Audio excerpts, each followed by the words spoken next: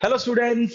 क्या आप लोग भी सीयूटी गैट के लिए तैयारी कर रहे हो, लेकिन आप अभी भी कंफ्यूज रहते हो इस बात को लेके कि यार कहाँ से पढ़ें, किस किताब को फॉलो करें, क्या कोई पब्लिकेशन बुक लेनी चाहिए, या जो है हमारे पास वही पुराने एसएससी रेलवे बैंक पीओ की जो बुक्स चल रही हैं, या कैट की बुक्स को अगर हम पढ़े तो वहां से हमारा सीयूटी गैट की तैयारी हो सकती है।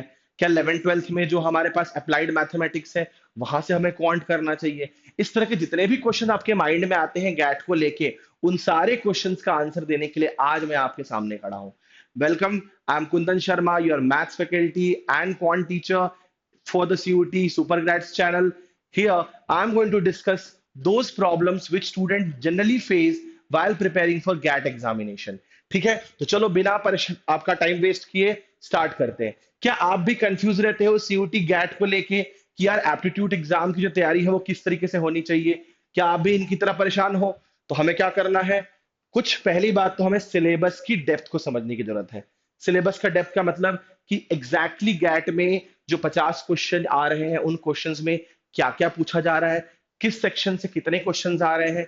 डेफिनेटली वो बताते नहीं कितने हैं, बट एक रफ आइडिया होता है कि हर सेक्शन में कितने कितने क्वेश्चंस आएंगे और उनकी डेप्थ क्या है। अब यहां आप देख सकते हो कि वो बच्चे जो सीयूटी गैट का सिलेबस जानते हैं वो तो इजिली निकल जाते हैं, बट वो स्टूडेंट जो अननेसेसरली रैंडम चीजों को सॉल्व करने में लगे हुए हैं वो ही जाके डूबते हैं। तो यहां हमें क्या समझना है कि सीयूटी गैट का जो सिलेबस होता है वो वाइडर और इजी होता है।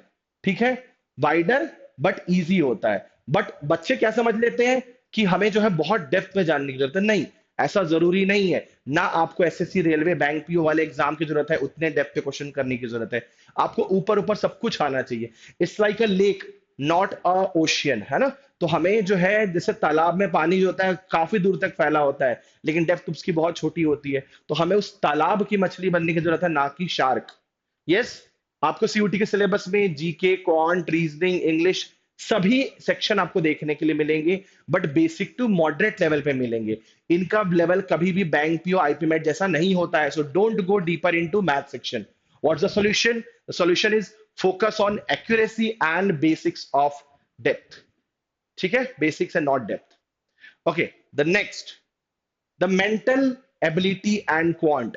सीयूटी का जो मैथ्स का लेवल जो होता है क्वांट और मेंटल एबिलिटी टेस्ट का, वो टिपिकली क्लास 10th का लेवल होता है। मतलब अगर आपने 10th तक आपने एनटीएससी और अंपियार्ड बेसिक लेवल एग्जाम्स की तैयारी की हुई है, 10th स्कूल तक, एनएसटीएससी, एनटीएससी, तो आपका ऑलरेडी वो क्वांट लेवल है जो सीयूटी आपसे पूछेगी। आपको 11th 12th के बुक से नहीं पढ़ने की जरूरत है, उस लेवल पे नहीं जाना है, एसएससी बैंक रेलवे पे नहीं जाना है। इनमें जो टॉपिक्स पूछे जाते हैं वो टिपिकली परसेंटेज, एसआईसीआई, एवरेज, रेशियो, और उनके भी जो क्वेश्चंस होते हैं वो बहुत बेसिक लेवल के होते हैं।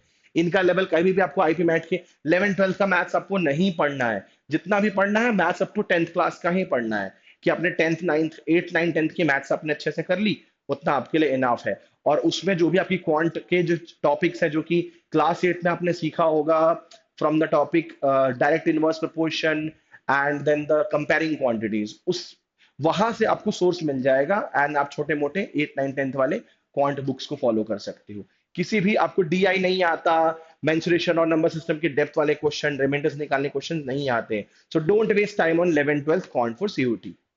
Okay, what's next? फिर हमें क्या देखना है? General knowledge. जनरल नॉलेज में क्या है?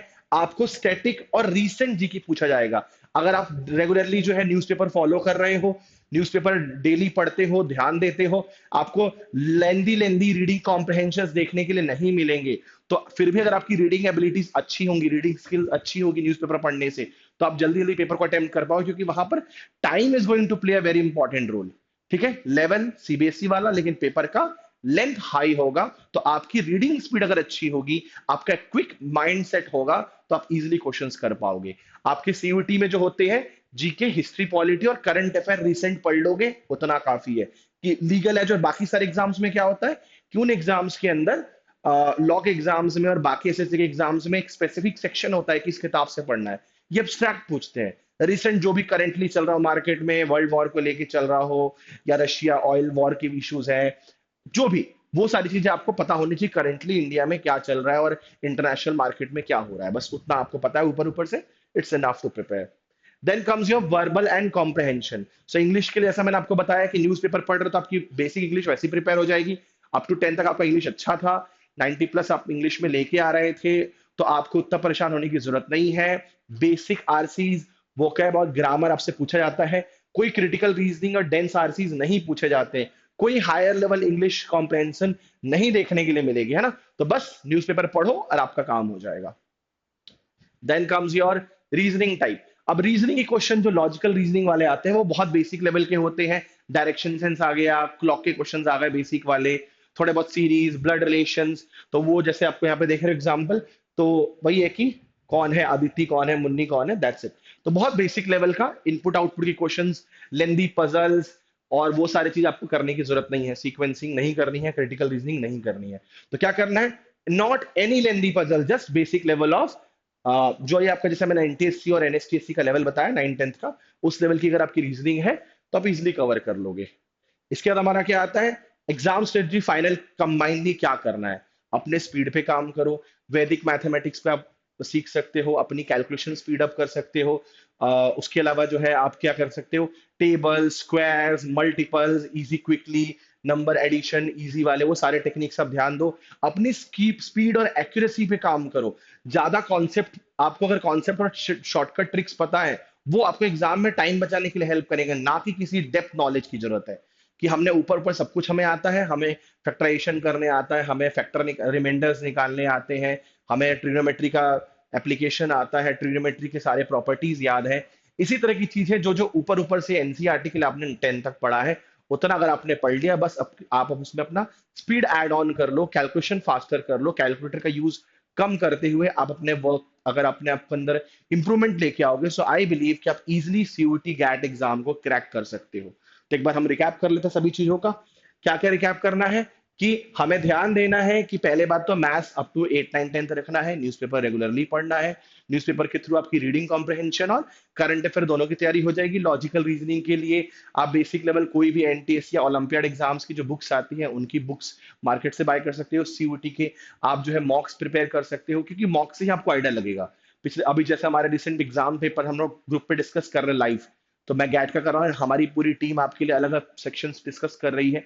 So make sure you subscribe the channel and be available here. Check check करते रहो लगातार कि क्या वीडियोस आ रही हैं, जो भी हमारे गैट एग्जामिनेशन को लेके लॉजिक या मैथ्स के जो भी पेपर्स हैं, या करंट अफेयर के जो भी पेपर्स हैं, रीडिंग कॉम्प्रहेंशन के जो भी पेपर्स जो टीचर्स यहाँ डिस्कस कर रहे हैं, उन सेशन को लाइवली देखते रहो, रेगुलरली प्रैक्टिस में रहो, by a good course and prepare well. आप डेफिनेटली सीयूटी गैट में एक अच्छा स्कोर लेके आओगे, जिससे आपको कॉलेज में एडमिशन मिलने में हेल्प मिलेगी। I am Kundan Sharma, your host. I hope this session helps you out. Thank you, have a nice day.